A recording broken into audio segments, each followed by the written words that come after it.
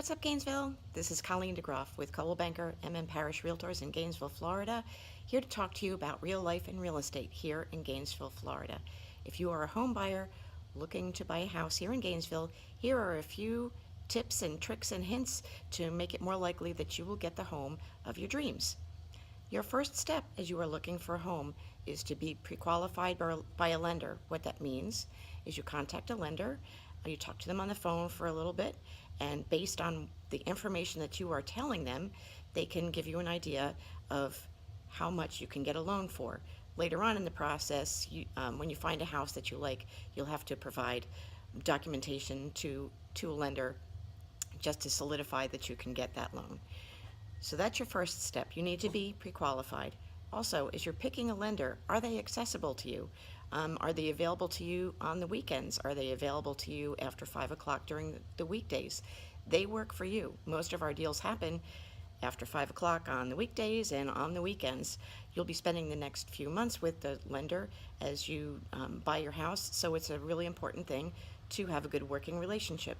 Talk to your agent about recommended lenders in town. That's one thing. Or check with your friends or your colleagues and your relatives and see who they would recommend, or alternatively, who they would not recommend. This is really helpful as you're deciding who you want to use. So that's that. Also, when you're looking for houses, look at what you would be comfortable paying. When you get your pre-qualification letter, it will tell you basically what you can afford, but that may not be where you're comfortable paying. So it's good to know what you can afford and where you're comfortable paying. Don't look at houses that are higher than that just because it's you don't want to have your heart broken and not be able to get the house if the seller doesn't want to come down to what you want to pay.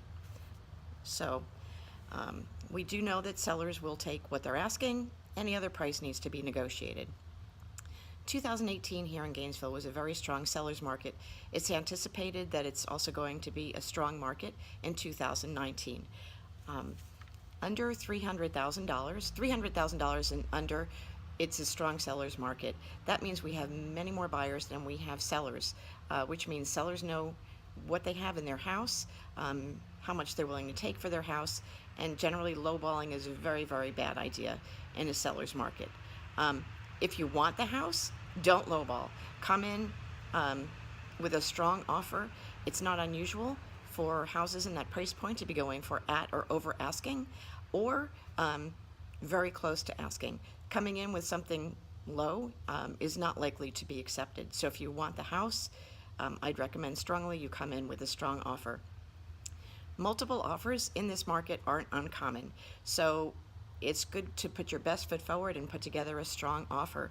If you are going with the strategy of, well, I'll put together an offer and I'll wait for the seller to counter and we'll go from there, sellers are not required to counter any offer. So if you send in a low offer expecting they're going to counter, and in the meantime they get a better offer, you might never even hear back from them and then feel really bad that you lost the house if somebody else got the house at a price that you would have been willing to pay. So it's really important to be strong with your offer. Did I say that enough? Also, remember that when you're shopping for a house, you're not just buying the house for you. You're buying the house for the next people who are going to buy the house from you when you eventually go to sell. Things that bug you now when you're looking at houses are probably going to be things that are going to bug someone else when you go to sell. Are these things that you can be fixed, like weird paint jobs, wallpaper? Are these things that you can do once you move in? If they can be fixed, then that's great. You should probably get to doing them before you put the house back on the market. If they can't be fixed in terms of location, like you're on a highway or over a flight path or something like that, that's going to make your buyer pool smaller when you go to sell. Also, if it's a weird floor plan, is it something that can be fixed? Well, maybe, but is it too costly? And if it is, then is it something that you would do? Probably not. So you want to consider, as you're looking for houses, buying for the next person who's going to buy from you, so that you end up with, that going in, you're going to have a bigger buyer pool when you go to sell. Let's see, what else? As you're submitting your offer, Submit your offer with your pre-qualification letter. This will show the sellers that you were serious and you actually can buy their house, and make it more likely that they're going to look at your offer.